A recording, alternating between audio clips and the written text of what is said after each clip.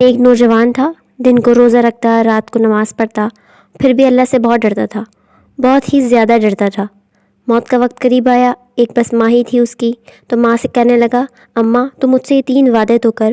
تو ماں کہنے لگی، ہاں پتر بول، تو بتا تو کیا کہتا ہے، موت کی آخری ہچکی لے رہا ہے اور اس غریبنی ماں سے تو وعدہ لے رہا ہے، بتا کیا وعدہ ہے۔ عرض کرنے لگا، اماں جب میں مر جاؤں تو میرے گلے میں رسی ڈال کے تو مجھے گھمانا گھر کے صحن میں، اور لوگوں سے کہنا جو رب کی نافرمانی کرے اس کا یہی حال ہوتا ہے، یہ اعلان کرنا اللہ کا جو نافرمان ہے اس کا یہی حشر کیا جانا چاہیے۔ اور اماں پھر دوسرا وعدہ کر کہ میرا رات کو جنازہ اٹھایا جائے تاکہ کسی کے منہ سے یہ الفاظ نہ نکل سکے کہ جا رہا اللہ کا نافرمان بندہ، وہ دیکھو اللہ کا نافرمان جا رہا ہے، رات کو میرا جنازہ اٹھاؤ۔ اور اماں تیسرا وعدہ میرے ساتھ کر، جب لوگ مجھے دفن کر کے آ جائیں تو میری قبر پر چلی جانا، نیک اعمال خاص تو میرے پاس کچھ ہے نہیں، پر مجھے لگتا ہے ماں کے قدموں کی برکت سے عرش کا مالک بھی رحم فرمائے گا۔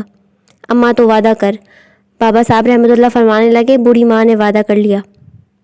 کہا بیٹا ٹھیک ہے، اگر تیری یہی ضد ہے تو میں تیار ہوں۔ پھر اس نے کلمہ شہادت پڑھا اور پھر اس نوجوان کے روح پرواز کر گئی۔